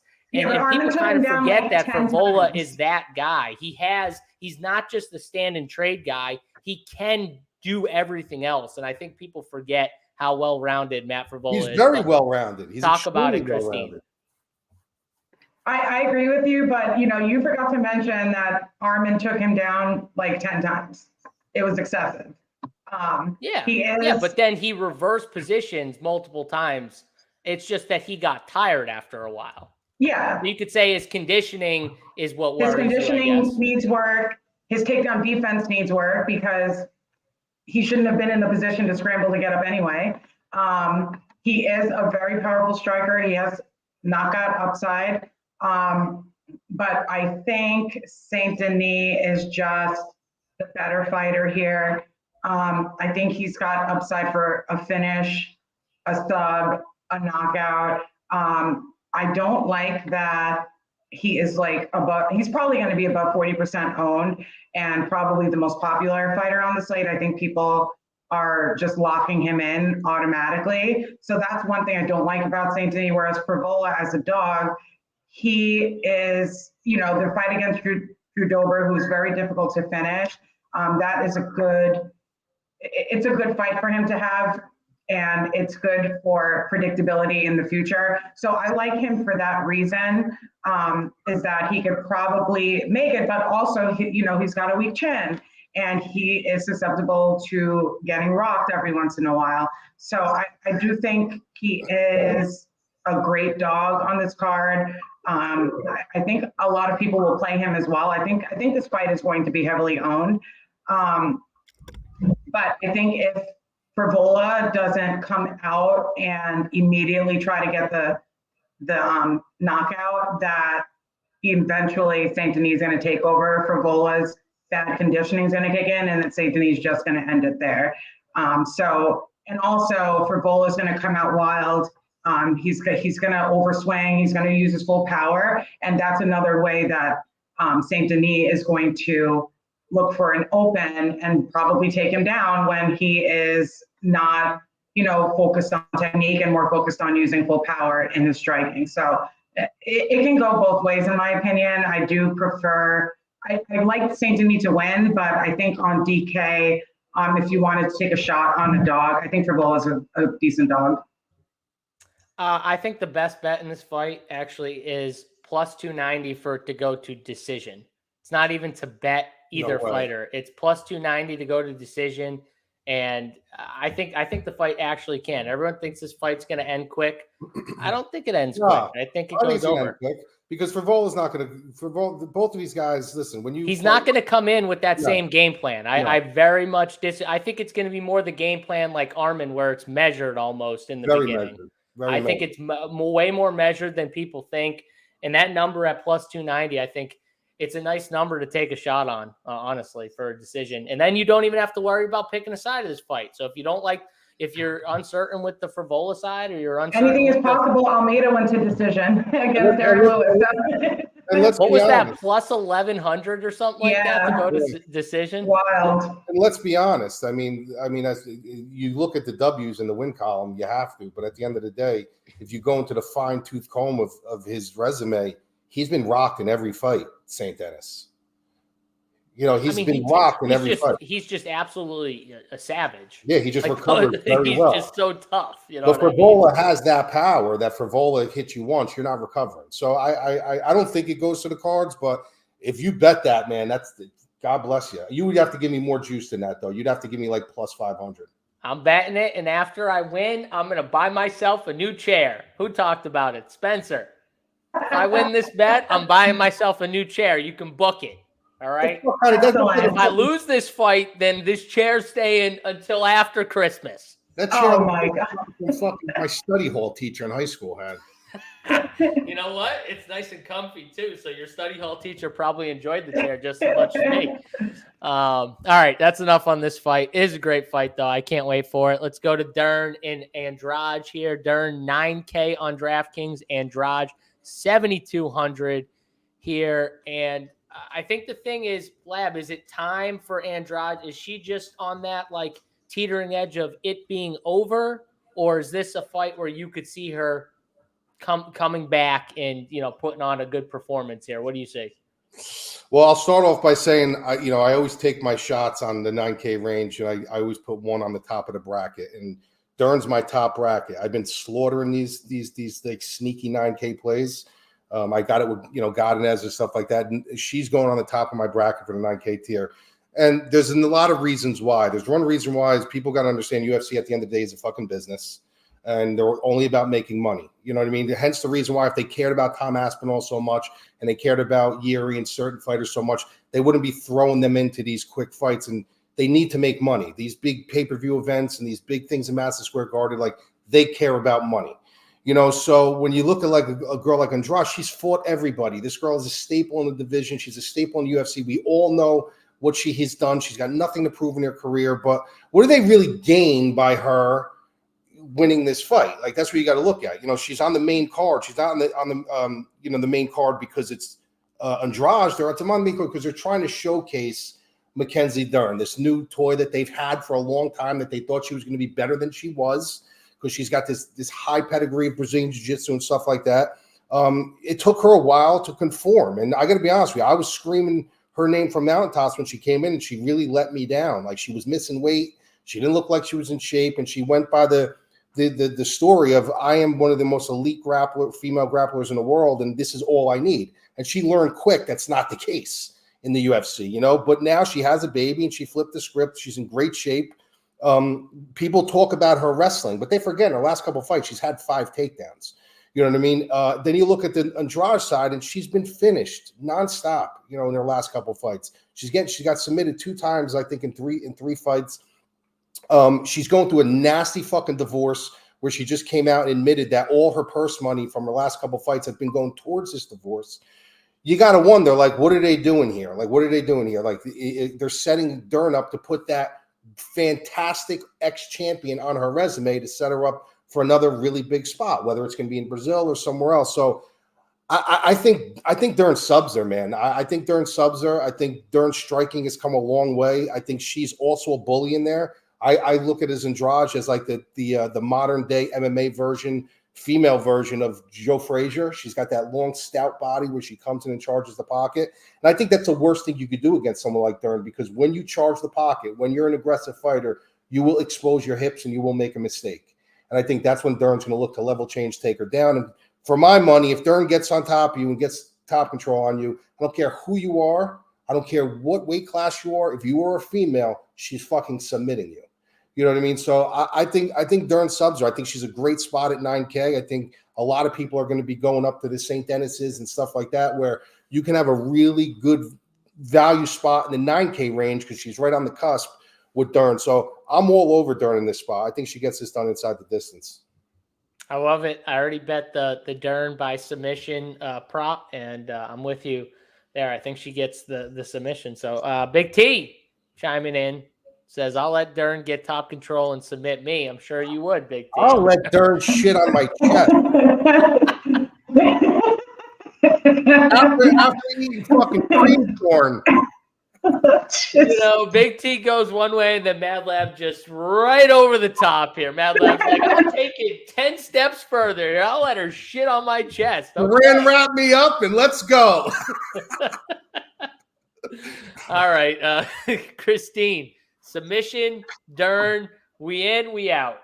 Yeah, I agree with you guys. I'm just going to play devil's advocate quickly. If Andrade is on her way out and, you know, she wants to save face or what have you, I do think she has been training hard for this fight. And my other thing is she has really good takedown defense. So hypothetically, if Dern is having difficulty taking her down, which she could, how does that play out? And I think in a position like that, Andrade, she could rock her. She's not very technical in her striking, but Andrade has the power that she could get an upset here. I'm just playing. I think Dern's going to win and win handedly. I do think she's going to get this up, but to play devil's advocate to this, she has good takedown defense. She's a power striker. And if she is checked out and about to retire, all of them just want to go out on a high note, you know? So maybe she's putting her all into getting this win. And that's my only, you know, just to play devil's advocate though. I do like Dern. I do think she's going to get the sub. But, you know, if I were Andrade, this is a spot where I would really try to make a statement on the way out. Fair enough. Fair enough. She definitely, you know, could present some problems for Dern, and Dern, you know, getting it down could have issues, obviously. So we could see that happen. I think what happens though is I think Dern's gotten better on the feet. So I think that could be kind of a way or path to get it to the mat where she almost like gets her down by almost dropping her. And then from there in a scramble, catches her with something. Yeah, Dern's striking has definitely gotten much, much better. Yep. But all right, let's go to the last two fights of the night here, and we'll start with Aspinall and Pavlovich. Aspinall 8,200 on DraftKings. Pavlovich 8K here, closely lined fight. Aspinall the slight favorite for now. Mad Lab, I get the path for Aspinall. I get everything. If he takes Pavlovich down, what does Pavlovich give off his back? Blah, blah, blah. He could get submitted. Man, I'm just going to say, though, like, until I see it, I'm just going to keep going with Pavlovich. Like, Pavlovich, for me, by knockout, this fight's going to finish. The question is, does it finish, like, super early, or do we see a second round or even a third? But I think this fight does finish, and I think Pavlovich does catch Aspinall, maybe even coming in. Like, he catches him, he stuffs him, and then from there he's just kind of a sitting duck when he stuffs him. And we know Pavlovich got that power where he hits you once and you go down, he's jumping right on you and he is pounding you until that ref comes in and it's lights out. So I don't know what you see here, but I see Pavlovich winning probably in the first or second round. But what do you got? You know, I got to be honest with you. The one thing that scared me a little bit in this fight was Aspinall's body language and persona, you know, in the pressers and stuff like that. I don't like when a fighter gives too many flowers to another fighter. You know what I mean? Like, I was never an advocate of somebody who shakes hands before, you know, when they enter the cage and round one goes and they shake or they hug. Like, fuck all that shit. You do that when it's done. I hate that stuff in all sports. Right. So congratulate people at the end of the game. You guys want to hug and give jerseys. Yeah, but also in the presser, like, most of the questions to Aspinall, they were like, what do you think of him? Some guy asked multiple times, like, what was your impression when you saw him for the first time? It's like they're leading, you know. So I don't completely agree with you there, Mike. You don't wait. What's that? I'm saying, like, the press were like leading him to giving those answers because they kept to giving those answers. Yeah, no. But I'm saying in his interview. How did you feel when you saw him? Like, you keep calling him a dangerous man. Like, they were leading with that stuff. Yeah, no, I get that. But when you say like stupid things like a dick measuring contest and literally figuratively he would win both ways and putting his arm around him you're in a fighting this guy in 24 hours. Like, what are you putting your arm around him for? You know what I mean? So, and the reason why I say that is because one other guy did that his entire career, and he had to go see a sports psychologist for it. And it was Cowboy Cerrone. This is the truth. Cowboy Cerrone always wanted to make friends with you before a fight. You never wanted to be your enemy. If you were his enemy, like, threw him into this fucking spiral. And all these big spots that guys didn't want to fucking concede to his let's be friends and shake hands, he always lost in those big spots. You know what I mean? So I don't like that. Like, you don't have to be rude. Like, I wouldn't be the guy going, I'm going to kick your ass, but get into a stare down. Don't touch the guy. Don't shake the guy's hand. So it's just, I didn't like that. You know, that I didn't like. But when you talk about paths, like you said, he's got a path. You know, you said singular. He's got paths to win this fight. He's got paths. You know, and I'm always on the mindset that you always take the technical fighter over the puncher. You know what I mean? And yes, Pavlovich is a dangerous dude. And I watched a lot of film on him, and he's a lot more athletic and a lot more sharp with his hands than I thought. Like, he actually got a lot sharper. You know what I mean? So yeah, he's definitely dangerous. But when you look at a guy like Aspinall, like, people forget he's 6'5", 250. He's not that much smaller than Pavlovich in size. And he's a fucking nimble heavyweight. This is a guy who knows how to move. He knows how to kick. He knows how to stay in range. I just think it's going to be a technical clinic. Like, I really do. I think he's going to really move about the cage. He's going to utilize the real estate of the cage. He's going to utilize his kicks. He's going to wait for his spot, and he's going to level change. He's going to take him down. And once he takes him down, I think that's it. The problem with it is I noticed one thing about Pavlovich's striking style that scares me about him taking a shot. Is he doesn't fire from up top. He fires like down here, Pavlovich. You know what I mean? So when he does that, like, if you level change, you get caught with something. That's what I mean. It's like perfect for he's like expecting it because he knows that's the only in his mind. It's probably like that's the only way people can beat me is to get me down, and I'm gonna throw from here, almost expecting that game plan when they get in close. So yeah, so I think that can throw him off, but I can't go against Aspinall. I think he's too good. Like I'm not usually super high on a lot of guys. Christine will tell you that. I'm very like cautious on who I go in on. But I like Aspinall in this fight. I think there's a chance that this can be like a technical clinic until it's not anymore. You know what I mean? So I think it's priced perfect. I think you guys would be nuts not to have strong stances on both sides in DraftKings, but I'm definitely going to have more ownership on Aspinall. Yeah, I mean, this is a fight I do feel like you want high exposure to for DraftKings at least. All right, Christine, break the tie here. We got Aspinall, we got Sergey. Who you got? I honestly don't. I like them both. I think Pavlovich is a very likable guy. I love watching him. No. Hold on. Time out. This is the main event. You got to give a side. Even if you're not as confident, that's fine, but you got to pick a side. I'm not letting you go for the main events. On the other fights, I'd let you go. Main event, we need a side. So my gut tells me that Pavlovich is going to knock him out early. However, I just think that so if Aspinall came out, he needs to grapple with him. Like Pavlovich is never, people don't take him down because he's like such a huge guy. They're almost like afraid to get into that danger zone with him. And obviously if you get too close, he's gonna like knock your ass out. Oh, sorry. But I do think that Aspinall is a more well-rounded fighter. He's alluded to, that he's been in the gym with people that are more his size to prepare for this fight. So he could hang in there, but I just think Pavlovich is just such a beast. He's a monster. Like he just has the power, immeasurable power. And I think he knows what he needs to do. And I think he's gone out there. 6 straight first round knockouts. So it's either Pavlovich early or Aspinall will most likely win. Yeah, I think for Aspinall's best chance, I think he's got to almost frustrate Sergey. And the way he does it is he's got to get in and out. And he's got to be quick getting in. He can't stay in that pocket. Like he can't think that that's going to be the way he wins is to stand and trade. And he's done it before and he'll leave his chin up like this. It happens sometimes.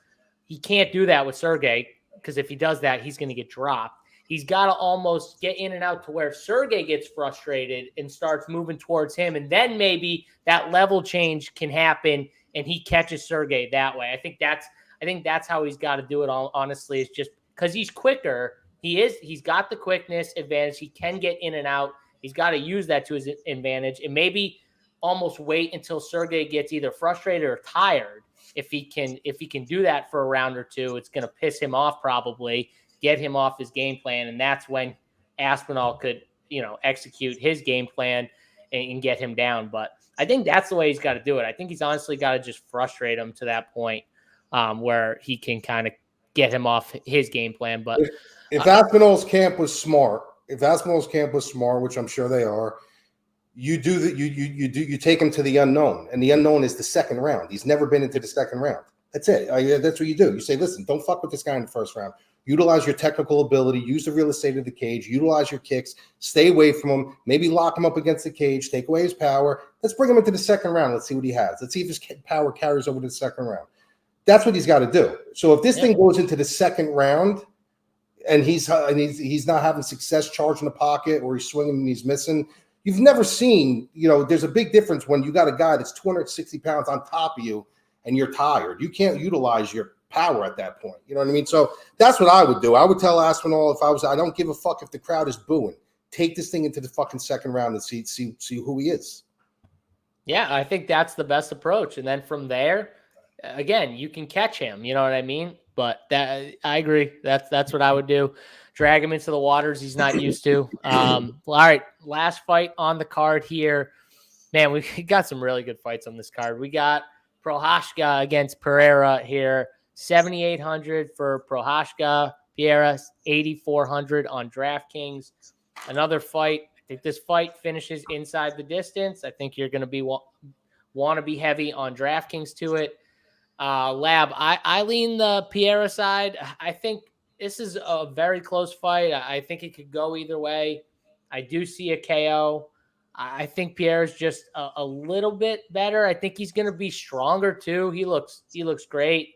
I don't know about you, but that's my lean. What do you got?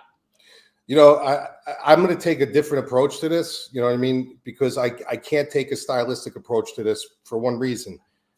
We knew what Yuri was. We don't know what he is now. So you can't literally sit here and think that Yuri is going to be that same guy. I talked to numerous people on this fight because I was really doing everything in my power to jump on Christine's side, with this. And because she's a diehard. This is like is this your favorite fighter? It's one of your favorite fighters. Yeah. Yeah, it's one of her favorite watch fighters. What you say. What's that? What? I said, watch what you say. No, I'm being true. So like I literally talked to a couple of my buddies. One of them's a sports medicine doctor. Another one is a surgeon. And, one of my buddies had a very similar injury. And he's not an athlete, but he did have very similar. He got into a bar fight back in New Jersey and he tore up his shoulder pretty good. And I ended up getting him his surgeon to redo his surgery. And, he's fine now, but it took him a good 2 years, 3 years to get like full range of motion and stuff. So I did a deep dive on his injury. And one thing I didn't like about the UFC and the doctors in the UFC is they never told you what the injury was. All right. Usually like if a football player goes down, you get a concussion or something like that. It's like, he got a concussion. It's confirmed concussion. Like they just keep coming out and saying the worst injury I've ever seen. The worst injury I've ever seen. The worst injury I've ever seen. That's all they keep saying. Like they're not telling you what it was. So I did a deep dive and I found out what the injury was. Okay. And basically what he did was he tore all 4 muscles in his rotator cuff, all 4 of them. Okay. Everything that controls the range of your motion to your muscle. He also tore his labrum. Now the labrum is the first thing to go. That's the first thing to go. If you guys ever dislocated your shoulder, JSU, you got a ring on? You're married, right? I am married. Yes. Hold your finger up. Hold your wedding ring up. I don't have it on me right now. Okay, well, if guys that are married, look at your wedding ring. The labrum is like an O-ring that kind of goes around the joint. When that bone pops out, your labrum tears. So that's that's normal. You just know you pop your shoulder out, your labrum tears. However, if you don't pop that joint back in correctly, you're tearing tendons, you're tearing ligaments, you're also tearing your rotator cuff. Whoever popped his shoulder back in popped it in wrong, I found out. They tore all 4 muscles in his rotator cuff. They tore his labrum. They also tore his axillary. They injured his axillary nerve, which goes around your humerus, which triggers your sensors of how fast your reaction times are going to be and such like that. So an injury like that, you're looking at 9 months minimum being like this. Okay, then when you get out of your sling, then you're doing things like this. They got you picking up marbles. They do the.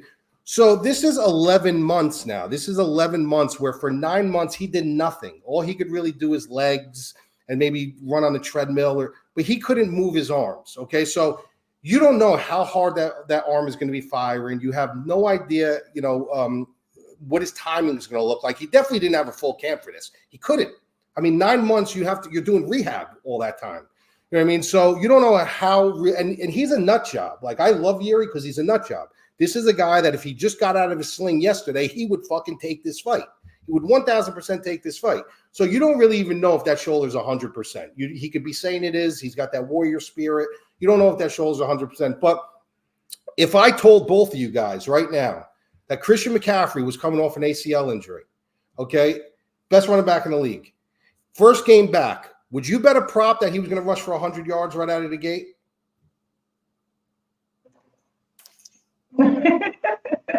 No, probably not. I probably would.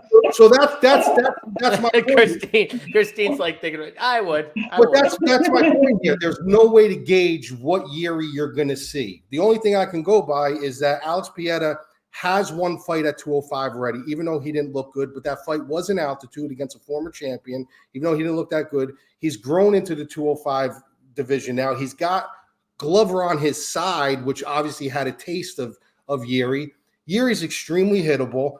And this is a timing fighter. This is a guy that literally needs timing and range and space. And how much work did he really get in for me to say, I'm going to see that guy, the one that fought Glover in this fight? I can't. So therefore, I can't pick him. I got to go. I got to go to Alex Pieta. I know what I'm going to get from Alex. I have no idea what I'm getting from Yuri. So, listen, I think Yuri can win the fight. I think he's a special person. I think he's a special fighter. But I don't think this is. I think this is a bad spot for him. I really do. I think you're going to see his timing being off. I think you're going to see them with those hands being down. And I think eventually Alex is going to clip him and knock him out. I mean, Yuri's been clipped in every one of his fights. He's been rocked. So it's not like he's got this granite chin. You know what I mean? So I don't know. He's been clipped but won. Every fight that he's been clipped and he won. It doesn't matter though. He's never been hit by a guy like Alex Pieta. And Alex is so like he's not. They're not to say like Alex is very precise and he's gonna wait for his spot and Yuri's gonna bring it to him. I think, and I think Alex has that.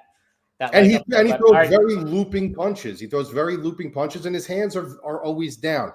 Listen, I'm psyched for this fight. I can't wait for this fight, but I have to go by what I know. And it's almost like taking a debuting fighter that I've never seen before. I got to go at Alex Speed because I'm looking at Yuri as a debuting fighter right now. I will say, though, the chat would be betting Christian McCaffrey for 100 yards wins before he was in the UFC. What's that? I said a debuting fighter that had 27 knockout wins. He's coming. He's got no. You have no idea what that shoulder looks like. He could be fighting with one arm for all you know. He doesn't even know. He hasn't stepped in there yet. Man, I mean, so injuries are real. Injuries have to be cleared to even fight by the doctors. No, the doctors can clear you to fight. Why can't they clear you to fight? You don't know unless you're in there. You could spar all you want. You could do everything. I know guys that train and train that never fought that are the best guys in the room. But once they get into the cage, they're fucking horrid. This is a very real injury. I mean, let's put it this way: the trainer, Alex, the guy that it happened to in the gym, he was there when it happened. He said I've never heard a man yell that loud in my life, and he even picked Pieta. And Yuri was his guy. He's like, I just can't. I don't know what I'm going to see with this injury. I don't know how he's going to be when he comes back. And Alex picked him. And this is a guy who trained him, and it happened in his gym. He's like, I think Yuri has the talent. Then I don't know what I'm going to see from him now. And it's publicly. I mean, you could read the article. Christine? I read the dissertation on the injury, Mike. Don't worry. Full thesis. Anyway, I think that obviously you have very valid points. The injury is concerning. I think at full strength though, in this fight, and we don't know if he's healed. Like he's into all this holistic stuff. Maybe he had some shaman, like put some, I don't know, tea tree oil or whatever the hell on his shoulder and fix him up. I don't know. Either way, I don't think that he would put himself in danger in that way if he wasn't ready to take the fight. I think he's a more logical person than that. So I don't think he's like not prepared. I do think that with Pereira, Pereira is obviously a very strong opponent here. He's got knockout power. He's fought best of the best. He was rocked by Izzy, and he has been training with Glover, which is fine, but Glover's washed. And I do think so. In Yuri's fighting style, what I like about him is did you say Glover's washed? Yeah, I was. He beat him 4-1. He beat him 4-1 in that fight with 20 seconds left. Now, have you seen Glover when he's doing his thing now? Yeah, but you just said he's washed when he literally won that fight up until 20 seconds. But he lost the fight. But how can you say he's washed? That's like and to that point, so 4 rounds of dominance, and then we dominated. And guess what? That is still an opportunity, and that's actually how I think Yuri can win this fight. I think he looks for that opportunity. Pereira's most likely going to swing. He's not going to hit him square on every time. He's going to swing with full power. He's going to miss. Yuri's going to use that opportunity to take him down, and he can sub him. I don't think he can win on the feet. I agree with you there, but I do think Pereira lacks on the mat, and I think Yuri knows how to get that done if the opportunity presents itself when Pereira makes a mistake, just like Glover. That's exactly what happened with Glover. He exploited the mistake and he got the win. All right. What's the submission prop, Christine? Do you have those odds? Not in front of me. I got them. I'll tell you them right now. I'm just wondering, since you like the submission prop here. Yuri by submission. I'm reading something. It's plus 950 by submission. So if you like Yuri, plus 950 by submission. And to make that even sweeter, the shoey that Mike's gonna do next week live. Hey, can we sweeten the pot a little bit since you took a bold proclamation? Oh. How much sweeter do you need than drinking a disgusting shoe full of beer? Yeah, and you told me I have to film myself doing it. Hold on a second. How about this? How about, because you picked him to submit him. So if he submits him, hold on, this goes on me too. If he submits him, I'll film it on screen time. I'll open my refrigerator and I'll let you pick the condiment of your choice, whether it's ketchup, mayonnaise, whatever, and I have to squeeze it in the shoey. If you lose, you got to do the same thing. You got to open up your refrigerator, and with the Schlitz ice, whatever I give you, you got to put like mayonnaise or mustard or something that I pick in your shoey. But it's got to be by submission. And what do you? What's your victory? What's your victory? We're doing it. If he submits them, I got to do that. I got to do that. Just submit. Okay. That's a bold proclamation. Do you accept my offer? I don't know why you guys just don't do it live on this show next week. I don't know why. We can do that. We can do that at the end of the show. No, I'm loving it. I think it should be at the end of the show. If you throw up, you have to. And what are you going to do, Jason? What's your side of this? I'm not in this side. I'm just watching you guys talk about drinking a disgusting shoe full of beer. I'm just like, I'm in the middle, okay? I'm not on either side. I'm just listening. Good luck to one of you. One of you will have to drink that. No, if hold on, if there's not a finish in this fight, then JSU, you have to drink your own urine.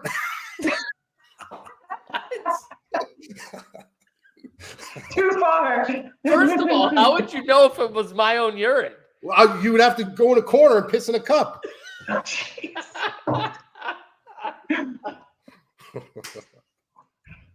Man, I'm like, imagine I'm on a live stream and I just go in that corner right there and like drop and piss in a cup. Yeah, then you put a couple ice cubes in it and down the hatch it goes. Yo, you know who used to do that? There was a boxer that used to literally drink his own piss before a fight. And that's the truth. To like throw up before I don't know what his whole thing was, but it was he literally would piss in the cup before his fight, and he used to drink his own piss. That's disgusting. Yeah, that's really disgusting. I don't get why anyone would do that, but I can't believe I'm picking against a samurai. But I'm picking against Yuri, so tough scene for me. But we got but what is your angle? You got to explain yourself.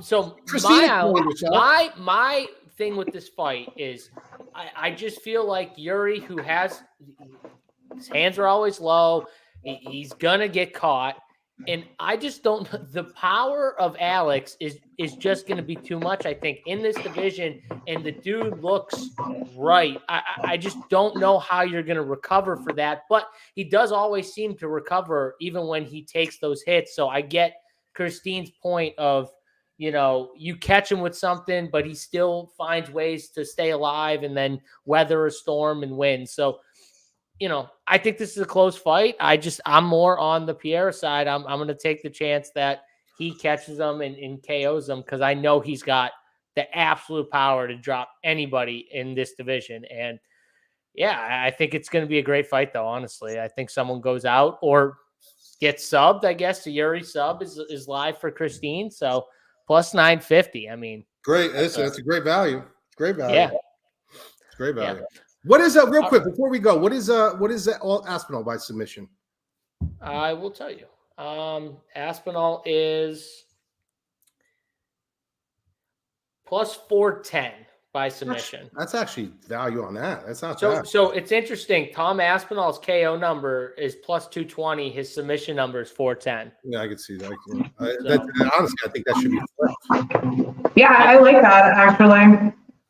Yeah, to go to the cards is 13-1. So if you think Wow. it's another Derek Lewis Almeida, I don't think that. This is 5 rounds, guys. Remember, this ain't 3 rounds. It's 5. It's 3. And for the person who said, "Oh, Pavlovich went more than 1 round," that was like 8 years ago. Oh, bro, please. Please. Come on. Please. No, I'm saying someone in the chat was Yeah, I like, know. And Pavlovich- I ran a fucking 40-yard dash at 4.8 fucking 2010. I'm just saying, yeah, exactly. Like, I mean, I did a lot of shit 8 years ago that I'm not doing now. Fucking, I don't know about that. So, whatever.